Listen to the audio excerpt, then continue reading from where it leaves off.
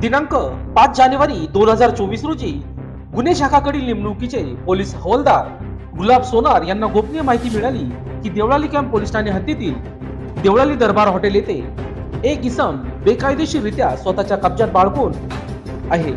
गोपनीय माहिती मिळाल्याने पोलीस उपनिरीक्षक संदेश पाडवी, सहाय्यक पोलीस उपनिरीक्षक श्रीराम सपकाळ, पोलीस हवालदार गुलाब सोनार यांनी सापळा रचून सदर इसमास ताब्यात घेतले आहे. त्याचे नाव गाव विचारले असता त्याने त्याचे नाव दीपक राजू जाचक, वय वर्ष 19, राहणार गरीबदास, मिठाई ट्रीट जवळ, लॅम्प रोड, देवळाली कॅम्प असे सांगण्यात आले.